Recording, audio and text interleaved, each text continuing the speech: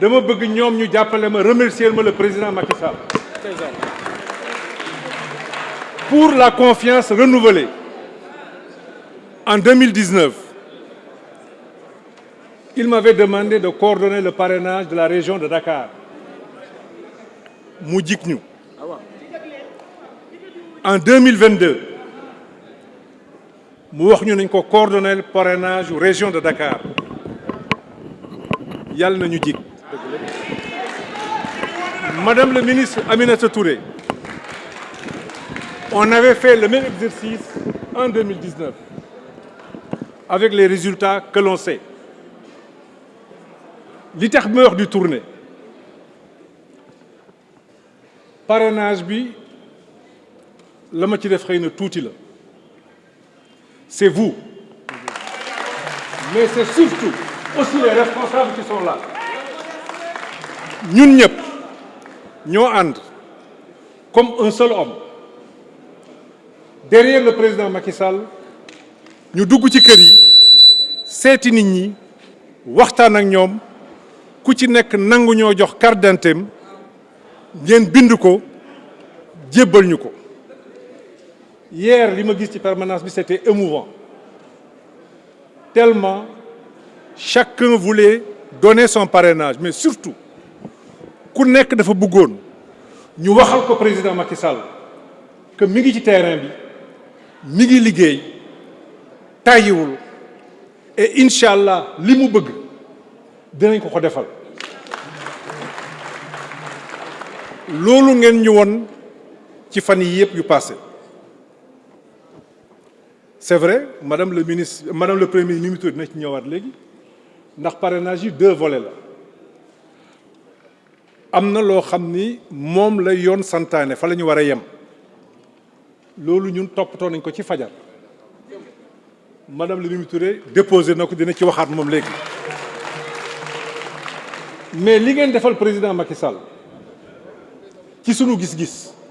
moom nag mooy apprécier après ndax mooy sunu kilifa la ma mën a seede mooy liggéey ngeen sonn ngeen ci dugg ngeen ci nit ñi ba amal ko des résultats que nous jugeons très satisfaisants. Maintenant booy liggéeyal sa kilifa nag moom mooy def une appréciation définitive mais bu nekkee yàlla may nañu ñu am loo xamante ni tolloo nag li ñu amoon presque en 2019 ak 2019 résultats yi ñu yàlla may kon ñun dañoo war a sant yàlla sant suñuy militants ñu xam ni gëm nañ ni que continuer la mise en œuvre de la vision du président Macky Sall moom mooy li nga xam ni moom mooy intérêt réew mi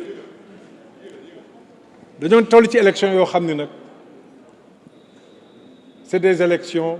capitales. On a le choix entre un avenir radieux, entre une vision claire et le choix d'une aventure.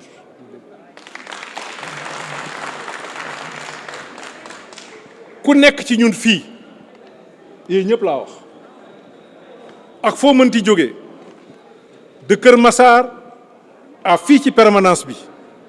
tooñu ma amu doot ku nekk ci ñun moo xam plateau nga jóge moo xam Médina nga jóge moo xam Parcelles nga jóge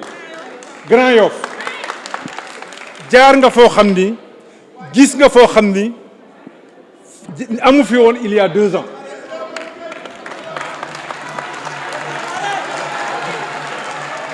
et je vous mets au défi ñi fi toog laa wax ku nekk fi nga jóge ba yegg si fii jaar nga foo xam ni gis nga ci yoon bi loo xam ni il y a 2 ans amu fi woon. On a le choix entre ñu continuer loolu et le choix de l'aventure xam nga nag ñun ci sunu culture simb daf ci bokk donc il est permis aussi souvent quand on est de l'opposition démocratie mayee ko nga toog di wax mais ça permet d'égayer dinañu xam mais warul tax quand même nit ñi réeree mbir la nga xam ni moom la fi président liggéey mais surtout yéene bi mu am président mettre na en œuvre le plan Sénégal émergent Amadou Hott war na ci wax lu bari parce que mën naa seede ni fi may wax ak yéen nii la réew mi war a def entre 2023 bii parce que ci la PAP 2 bi di jeex donc 2024 jëm 2028 Amadou Hott xam na ni que ces services sont très avancés président ci loolu la nekk xoolal askan wi xoolal ces braves jeunes qu'est-ce qu'on doit faire dans le domaine de l'agriculture oui tey li am ci adduna bi wane na ni que la vision du président quant à l'autosuffisance est une vision juste tey li am ci adduna bi tey li fi am fan yi rek passé ci mbas mi wane na ni que politique ak réforme yi nga xam ni président bëgg na ko def yim ci tàmbali ak fi mu jëm ak moom wane na ni Sénégal mi ngi ci ay loxo yu wóor mais surtout wane na ni xam na fi mu bëgg a jëmee Sénégal loolu bi leen ko sunuy camarades expliqué ci seen i biir kër waxtaan ak yéen ngeen jox ko seen i parrainage mu am honneur privilège di ko remettre tey officiellement muy loo xam ne dañ ko compter waat ko vérifier ko vous êtes de la presse bu ngeen paree bu ngeen bëggee ñu dem ci salle ci biir ngeen def test bu leen neex xam ni li ñu joxe yëpp citoyens yi ñoo ñu ko jox moo nekk nii maa ngi ñëw s'il vous plaît région de Dakar Cap Manuel ba Kër Massar jot nañ fa 540 632 parrains 540 632 parrains mi ngi fii répartis ainsi qu'il suit département de Dakar 252 145 département de Rufisque 79 860 parrains département de Guédiawaye 28 095 département de Keur Massar 55 785 département de Pikine 106 643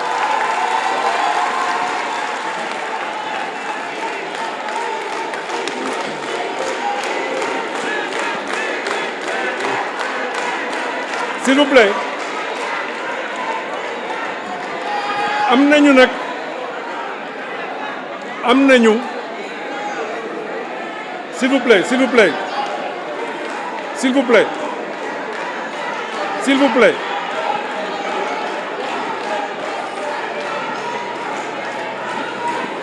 s'il vous plaît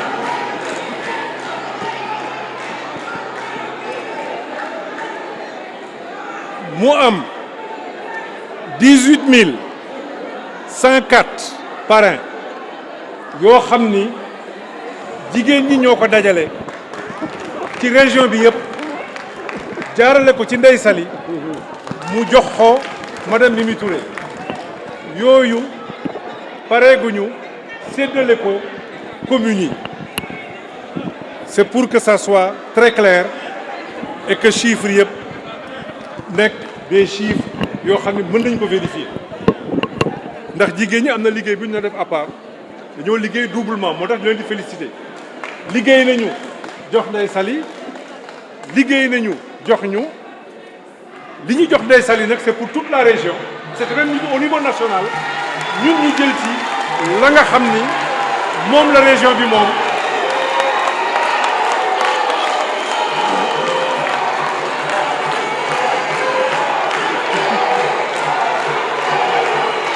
s'il vous plaît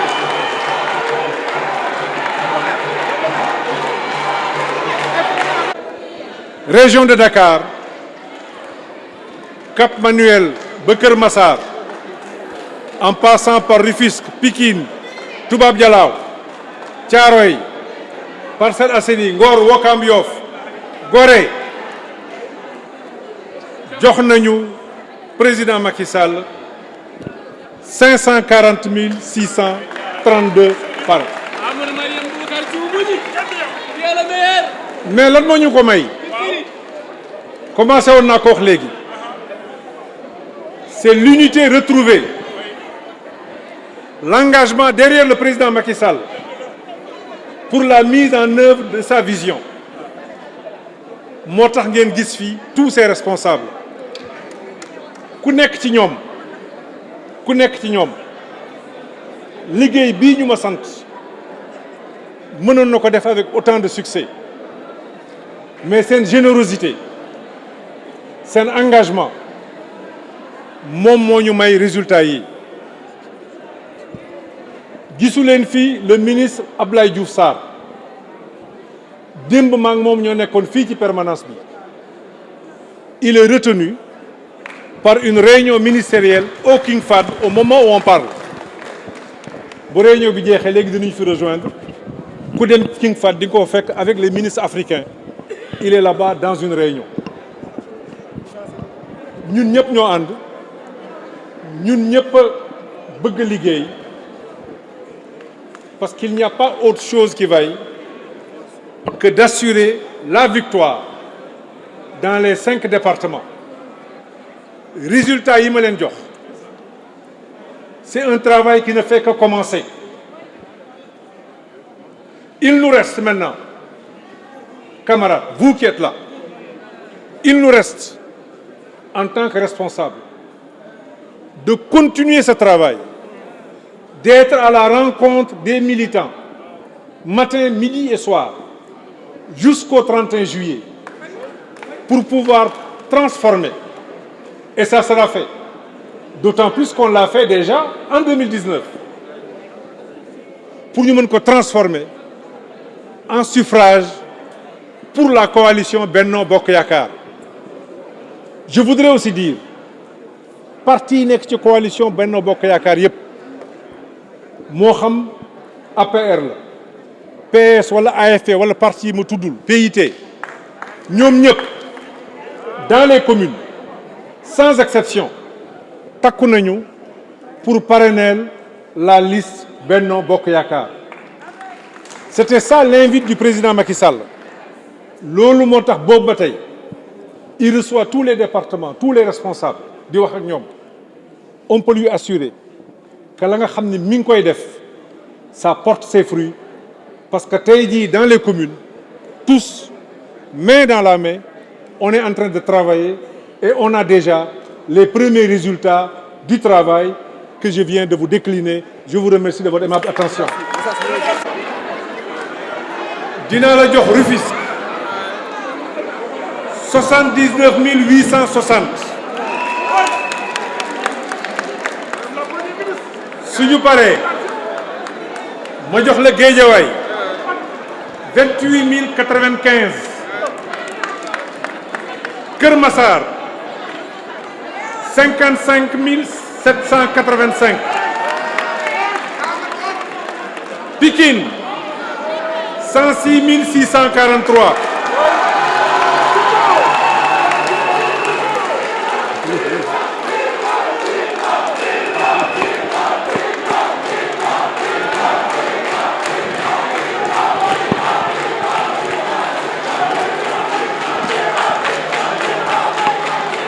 Enfin di nga xam ne jigéen ñi jox nañ la ko ba pare mu toll ci 18 104 lépp di 540 632 parrainage. li ñu ci bëgg a wax nag monsieur le délégué régional chers camarades mooy ni nga ko waxee ñun teel nañoo déposé asaka laa wax ci parrainage yi nga xam ne moom la ñu comptabiliser ndax loi bi 55 537 rek nga mën a déposé kooku doyuñu sax asaka ndax nag bi nu commencé mbir mi l'ensemble des responsables ont voulu démontrer, preuve à l'appui, que les populations de la région de Dakar sont avec le président Macky Sall. moo tax ñu dem à travers un parrainage populaire dugg ci kër yi waxtaan ak les populations waxtaan ak xale yi waxtaan ak mag ñi waxtaan ak chefs religieux yi waxtaan ak travailleurs yi waxtaan ak sportifs yi waxtaan ak artistes yi waxtaan ak artisans yi waxtaan ak marchands yi waxtaan ak élèves yi waxtaan ak étudiants yi looloo indi effectivement c'est 540 676 parrainages. li mu wane nappkat yi ñoom ñëpp ci lañ bokk ak coiffeuse yeeg menuisier yeeg soudeur yeeg paysan yeeg ñoom ñëpp ci la ñu bokk. c'est 540 676 représentent tous les segments de la population de la région de Dakar. ndax monsieur le délégué régional wax nga ko sànq li ñu war a parrainer liste président Macky Sall dafa bari ci wàllu bilan gis nañu ko waaye nag li ñu may aussi ñu indi parrainage bii nga xam ne moom la ñu indi tey mooy nous avons aujourd'hui réalisé l'unité totale de l'ensemble de nos responsables. Aujourd'hui il n'y a qu'un seul combat qui vaille mooy le 31 juillet ñu jox suñu président de la République une très large majorité à l'Assemblée nationale. loolu nag am nañ ci yaakaar li tax ñu am ci yaakaar wax nga ko sànq 2019 defoon nañ la même opération collecter parrainage yi dem ak sénégalais yi ku ne bëgg ñoo parrainer li ma leen mën a wax mooy li ngay parrainer ak voix yi ngay am daanaka benn la ndax nit ñi nag sénégalais yi kenn moomu leen bu ñuy indi seen signature bu ñu naan waaw day fekk ñu am conviction ci li ñuy def te am nañu les preuves scientifiques que les parrainages sont souvent très proches des voix yi nga xam ne moom la ñuy obtenir comme am nañu yaakaar bu baax a baax a baax du ñu naagu nag du ñu xeeb kenn au contraire dañuy takkaat gaño yi bu dee góor ñi jigéen ñi ñu takkaat sër yi takkaat musóor yi xale yu góor yi visser bien les casquettes sur la tête les jeunes filles takk greffage yi ci ginnaaw ñu dugaat dans les maisons waxtaan ak ñi nga xam ne ñooy nos parrains pour que le 31 juillet incha allah ñu dal di concrétiser ce montant de parrainage yi nga xam ne collecté nañ ko dans l'ensemble du Sénégal. kon monsieur le délégué régional au nom de notre président de la coalition le président Macky Sall ñu ngi lay féliciter nga jottali félicitations yooyu à l'ensemble de nos camarades de nos militants mais aussi à l'ensemble de nos parrains qui nous font confiance qui font confiance au travail du président de la République ba renouveler ko confiance boobu à travers ces 540 676 parrains venant des 5 départements de la région de Dakar. Camarades, mën nañoo wax fii ne fi ndox jaaroon 2019 dina fa jaaraat 2022 am nañu ci yaakaar bu baax a baax lii teeñ bi rek la ànd baa ngi ñëw incha allah ensemble dans l'unité totale et complète dinañu delluwaat à la rencontre des Sénégalais ndax fi ñu toll nag ñun suñu pré-campagne commencé na évidemment officiellement la campagne elle est fixée par la loi mais nous allons nous remobiliser comme une seule femme wala comme un seul homme wala comme un seul jeune wala comme un seul paysan wala comme un seul ouvrier wala comme un seul artiste bu ko defee ñu joxaat au président de la République une victoire bu mucc ayib te bu boobaa liggéeyam gën a rafet liggéeyam gën a xóot bu ko defee sénégalais yëpp ak sénégalaises yëpp gis ci seen bopp félicitations chers camarades ñu ngi leen di féliciter di leen jox daje pour que cette victoire dont on parle nous n'en doutons point parce que lii firnde na ko kon camarades félicitations